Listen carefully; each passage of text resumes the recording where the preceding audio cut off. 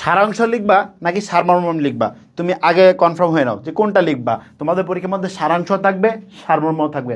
ভাই তোমাদের পাঠ্য বইয়ের মধ্যে অর্থাৎ তোমাদের যে মোট বুট বইয়ের বাইরে থেকে এগুলো একটা আসে না, তোমাদের বুট বই থেকে আসবে। তো বুট বইগুলো প্র্যাকটিস করে দাও, ইনশাল্লাহ তুমি পারবা। সো বাংলা দ্বিতীয় পত্রের যেই সারাংশগুলো পড়লে ইনশাল্লাহ কমন থাকবে।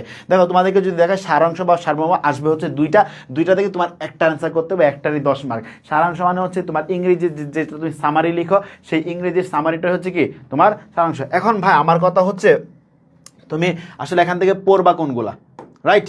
তুমি এখান থেকে পড়বা কোনগুলা, সারাংশ যদি পড়ো তুমি কোনগুলা পড়বা। এখানে 1 2 3 4 5 6টা সারাংশ আছে। লাল কালিরগুলো সবচেয়ে গুরুত্বপূর্ণ, বাট এই 6টা থেকে যদি 6টা একটু করে দেখে যাও, ইনশাল্লাহ তোমার এর বাহিরে আর পড়তে হবে না। আমি আশা রাখি এখান থেকেই কমন থাকবে।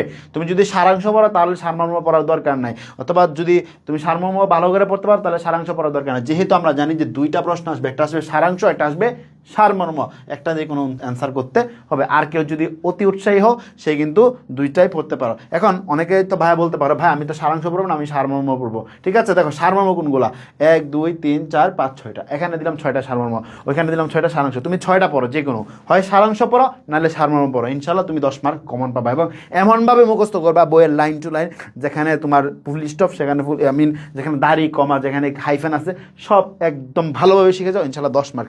জাস্ট 3 থেকে 4 মিনিট লাগবে হয়তো বা লিখতে, তুমি 10 মার্ক, এখানে 10-এ 10 তুমি পাবো ইনশাল্লাহ।